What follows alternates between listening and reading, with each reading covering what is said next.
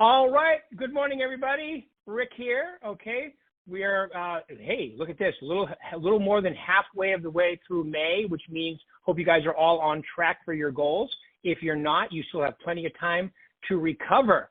Today, we are very fortunate from California out in the desert to have Ann Stark. Ann, if you could please hit *6 on your phone and it'll unmute you. *6, please. Let me know when you've done that. Should be good. There you go. Yes, you're good. All right, Ann. Well, thank you very much for taking your time out today. If you could please just give us an idea, tell us a little about yourself, how long you've been doing this, all that good stuff, please. Well, good morning, everybody. It's a beautiful day in La Quinta, California. The weather starts to get a bit warm, but that's also why we're here. So I've been in the business more than 9 years, and I can tell you that time flies. It's very interesting because in real estate, you have to renew your license every 4 years. And suddenly last year it was panic mode. And I said, oh my God, it's another 4 years. I have to renew it. So that's a little bit how much I know that I've been in the business. And it's been 9 years of pleasure and success and passion. So it's. Yeah, it's a fun business, and yeah, you're lucky in California where you get to renew your license every 4 years. Arizona and Nevada, it's every 2. Oh, every 2 years. That's bad. I know it, right? Yes. So I mean that's. So Ann, tell us a little bit. What did you do before real estate? You've been in this for 9 years, but what did you do before real estate? So as everybody can hear, I have a tiny bit of an accent. Even though I've been almost 20 years in the U.S., the accent is still here. So I come from Switzerland, and I was in the technical domain. I always worked for American companies that had the European headquarters based in Geneva. And the last one I worked with for many years is a medical device company called Medtronic, and they had the headquarters in Geneva, and I was head of all the information technology department. And that's how I met my husband, who was doing the same thing in Seattle.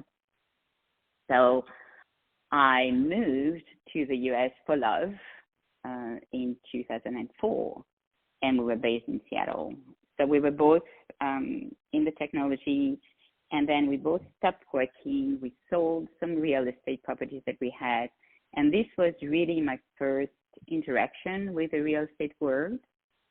And for a lot of people who live in Seattle, as long as you work, it's fine. But when you stop working, the weather is starting to really get on you. And that's how we moved to California to really be in the sun and get that door. And when I moved here, I said, well, real estate is something that I really like. And I want to give it a try and also give a little bit of a different flavor to the clients. I think that it's a profession. We all know that, among all the realtors, you have the top 1%. And that's what I always wanted to be. I wanted to be on the top. I wanted to make a difference. And that's what I'm doing. Awesome. Well, good stuff. I love it. And also leaving Seattle, I mean, when you stop working, I would imagine, especially when you moved to Palm Springs, your cost of living and the price of real estate actually was a little bit more attractive, wasn't it?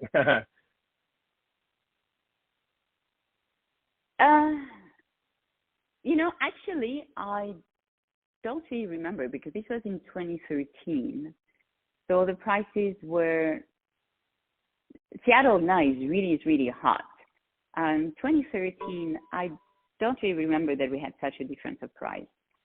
Okay. Now, when I go back, sometimes in summer, I look at the price per square feet, that's way different, which is also the beauty of California, because when we have people that are coming from San Francisco, Los Angeles, San Diego, Seattle, which are some of the big clients here, when they look at the price per square foot, they say, oh my God, I can really go and get, a big 5,000 square feet for, half or 1/3 of the price of what I would pay in one of these big cities. So that's pretty cool.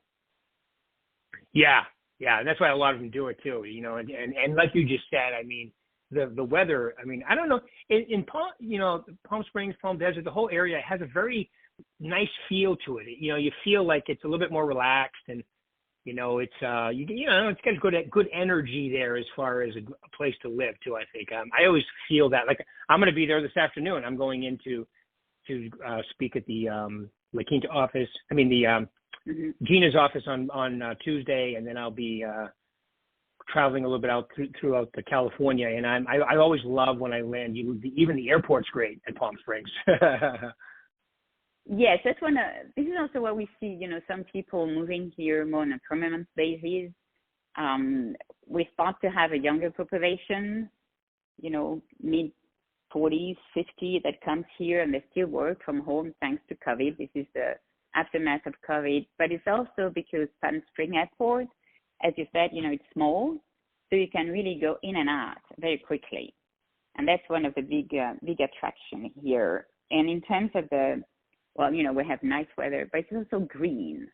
That's something I like. And we have the mountain. Coming from Switzerland, I still remember when my mom visited me years ago, and she couldn't really understand the desert. And when she arrived, she saw the mountain and said, "No, I get it." So we have the warmth and we have the mountain, yes. The mountain too, and you have that nice tram going up there too. So in 9 years, okay, so last year you were #1 Chairman Circle Diamond Award for Berkshire Hathaway. I mean, that's not easy to do. We have a lot of good agents there. So in 9 years, you're doing an incredible amount of business. So maybe people that are listening today would love to hear how you do that. How do you sell so much? And, and really, I mean, 9 years is a long time, but I'm sure people that have been in the business 20, 30 years, but in 9 years, and you've been #1 more than once, as far as I remember I've been with the company 9 years. So I know you've been #1 a couple of times. So how do you do that? People love to hear how you do your business.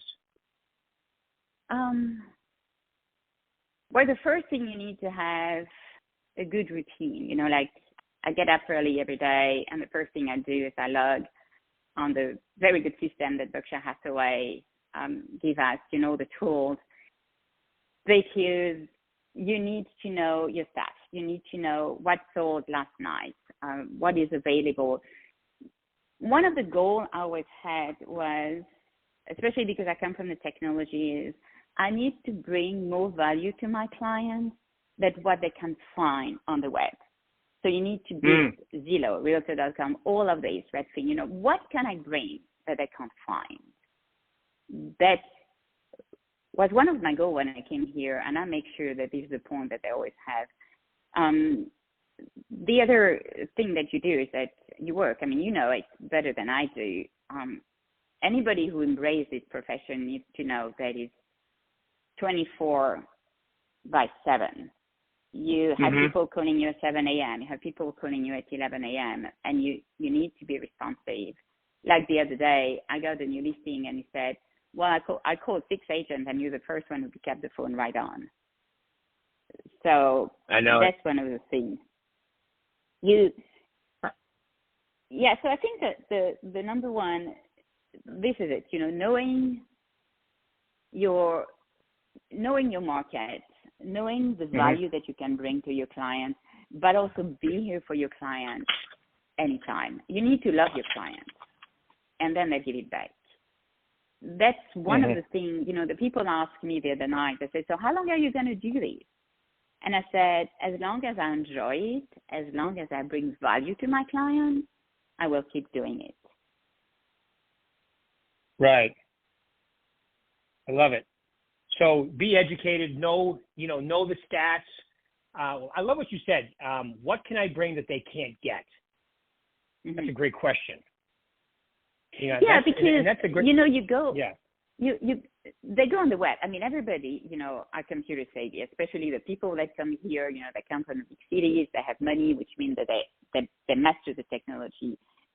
So, like I have a very good friend. She's in Seattle and she's super wealthy. And she said, well, I don't see why I should ever use a realtor. And I said, that's because you never had a good one.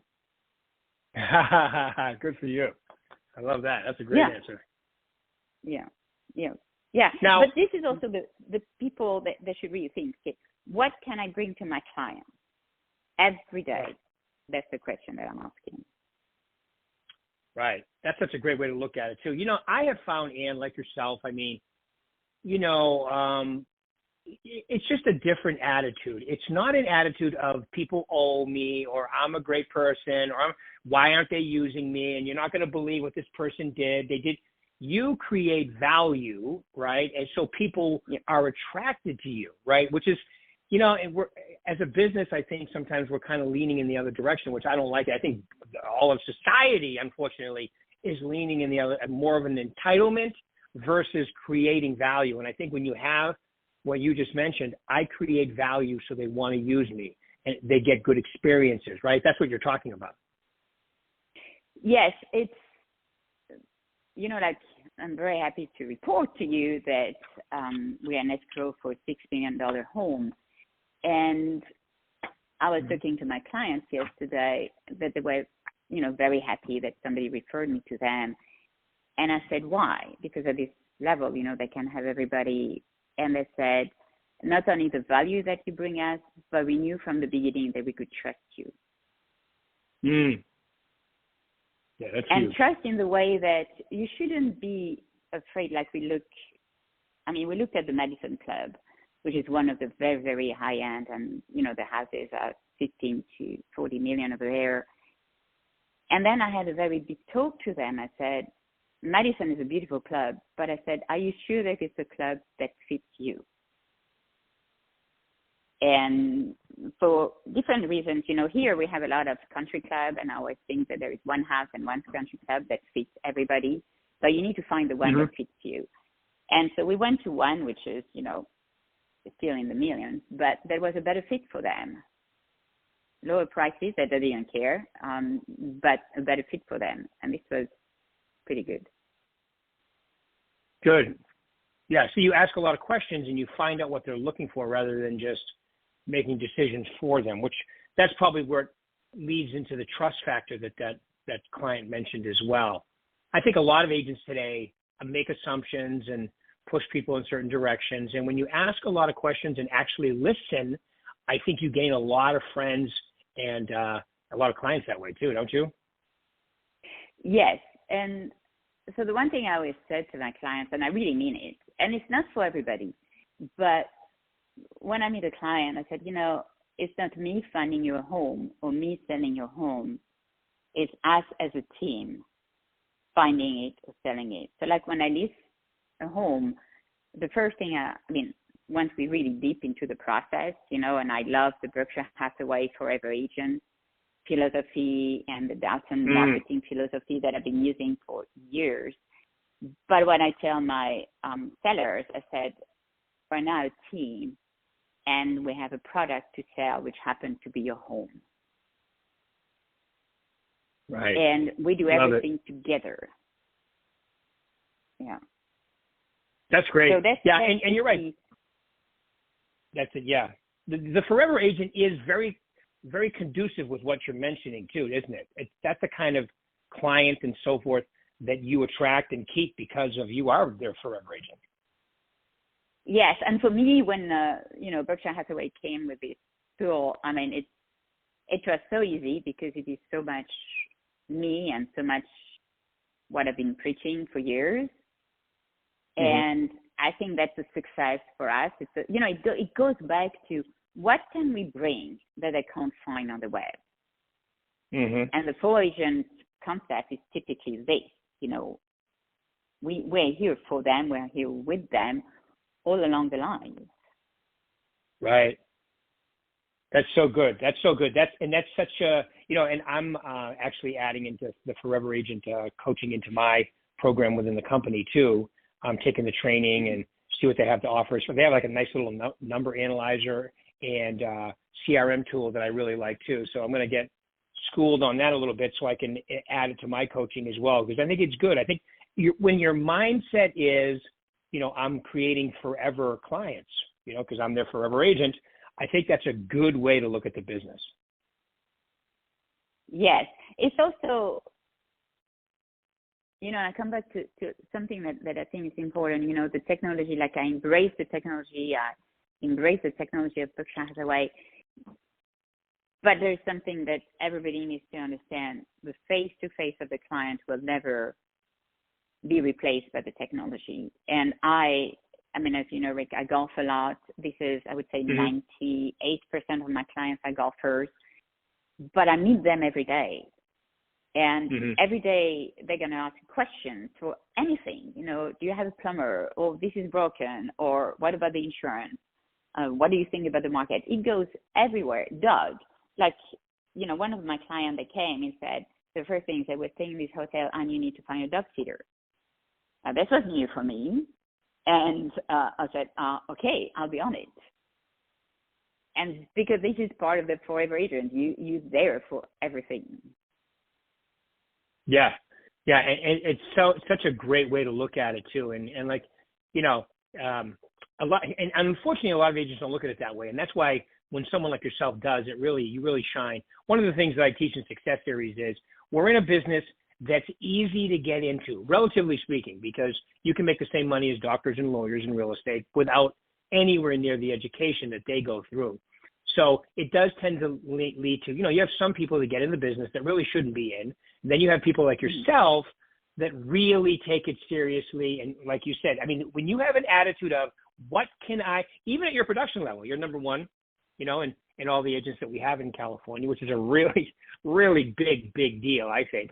And your way of looking at it is what can I bring to the equation that they can't get from other people like Zillow or Trulia and, Redfin. And that's such a great attitude to have. And I think it probably permeates into all your business, would be my guess.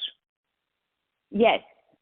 No, it does. And I also have, have my computer, and in front of my computer, I have all the prospects I have, the potential buyers, the one that I've heard that, might be selling, and I reach out to them. I do a lot of marketing, but again, all the pieces of marketing that I'm sending have value added for the few people that are going to read it. And this is really key. Again, I use the technology that we have at Berkshire Hathaway, and I customize them. But if they open one of my flyers, they will get information which is valuable to them. Always have this in mind. What is the value that I'm going to bring? What is the value I'm going to bring? So awesome. All right, cool. So do you, and I know you play a lot of golf, and I know you probably play golf with your clients in your neighborhood and so forth. Do you work a few neighborhoods? Do you try to, or do you just tailor it around your client base? So no, it's based on the same things. What is the value that I can add? So like I have some clients that say, so I'm really mainly in La Quinta, so it's going to be the golf course is in La Quinta, so it's going to be PGA West, the Citrus, Rancho La Quinta. I just made a deal in the Hideaway, so I'm reaching out a little bit what I call out of my comfort zone. But same things, if I have to go to a place that I don't know, I'm going to go there. I'm going to meet with the membership director. I'm going to tour the course. Again, to bring value when I will be there with the client. And so like if somebody asks me for an area that I have no knowledge, I will usually refer them to another good agent from Berkshire Hathaway, because you can't be everywhere. And some agents go everywhere, but no, for me is I know what I can bring, and this is where I am. I mean, it's big enough, trust me. I can do my numbers here. Apparently. Yeah, but it's always against the same things. I want to bring value. I want them to have the trust, and this is the area that I know. Now, you want to go somewhere else? I have some other people that can help you. Right. That's such a great way to look at it, too. So you really need to know your neighborhoods, feel comfortable with the homeowners association, maybe the golf courses and so forth. And that way you can bring value to the equation. When you don't know the area as well, you'd rather refer them to somebody who does. Yes, because, again, if they're going to go and buy in a golf course, most probably I can do it. But sometimes it's better to use somebody, that will serve them better than me for the question. So you do a partnership. And Right. yes, the golf courses is a big it's a big thing for me because that's where I get the clients. You know, the golfers talk, so they refer to each other. They golf in Seattle, they golf in Chicago, they golf in New Jersey, and then they come here. Right. Well, that's so awesome. I love it. I love it. It's such a simple way to do it and very professional. You know, and I think a lot of people out there listening should definitely, you know, you got to know your, like you said, you know your stats, what sold last night, what new property can you talk about, and so when you're coming up with, like, let's say you take a listing in one of them, take us through the process. How do you do your CMAs, your comps? I mean, you just look at every single thing, or how exactly do you do that? Do you come up with value in today's market? So I'm using a couple of things. So the first thing I will use the Berkshire Hathaway Percy. So that's the DMI, you know, that gives you the automatic evaluation, home evaluation of the house. But I run it, but I'm not looking at it. And then I go into the MLS and I look at all the houses that sold, you know, with the comparison. Again, because I know the market here so well, I can really quickly go and look and say, okay, well, this one is a comparable. And then I transfer everything on an Excel spreadsheet, and I'm going to put what is the pros and the cons in terms of value for each property compared to the one that I'm going to go and look at. And also what expired. I think it's very interesting to look at what expired because very often it gives you, and I had the example the other day, I put a listing that sold in one day, and it was a small condo, and we went under 600,000. And then my seller said, well, I thought I would go 600,000. I said, well, look at all of these. Anything that has a 6 in front of them expired, which means that 6 was too much.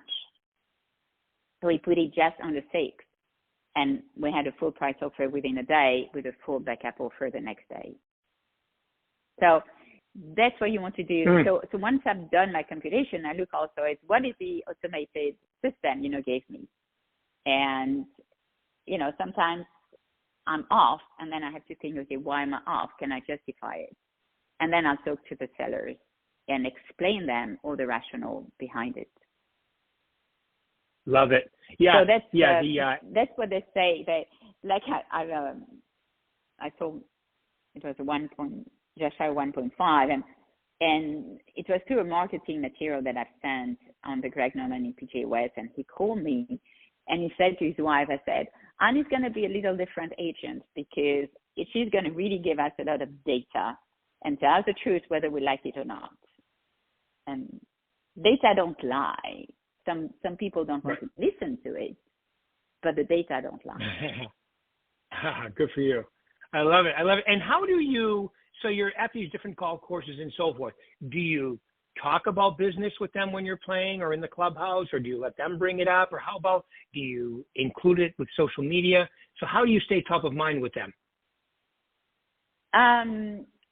Well, it's pretty easy because when I go to the driving range, there is not a single day that the people are not going to ask me questions of real estate. So sometimes my warming up becomes only 5 minutes because somebody grabbed me and talked, and they said, oh, did you see this new listing? What do you think about this listing? How come you didn't get this listing? Which always pisses me off. Something else. So that's usually, no, and even when I golf, I can't stop, but I said, oh, I saw this one. Oh, I put this one in escrow. Oh, this one is coming on the market. It's not mine, but it's a good listing. And because I have it in my mind, it never goes away. Right. I also do a lot of marketing. You know, they receive the neighborhood reports from Berkshire Hathaway, which is also, again, you know, I love these reports because they are value added. The people understand what is going on in the neighborhood. So trying to be always in the top of their mind with value-added material. Cool. I love it. Yeah, that's true. And it's great when you're on the driving range or people recognize you as the real estate professional that they should talk to. So that's great. So you get a lot of mileage out of that, which sounds great. Yes, and I also do some of the events. I've done this year, and one of my clients is lucky because he owns a winery, and I made a deal with him that I can promote his wine to the different clubs, and I sponsor events. And when you offer the wine for a whole evening, then the people really appreciate it, and despite the wine, they still remember you the next day. Great idea. And then you cover two birds with one stone there too. His wine and then your clients and customers too. So perfect. Yeah. All right. And well, I want to say thank you. Anything you can think of that you'd like to leave these people with today as far as things to think about with today's current market, or just to be more successful in the business, even though you've given them a whole bunch already? Well, I would say that for me, the market this year, if I compare it to last year, is a little different in the way that people are taking more time. So the buyers are not rushing, and they kind of come, they're a bit shy, but they're still here. And like the last 4 offers that I did representing the buyers, we had to go full price because there's still some competition.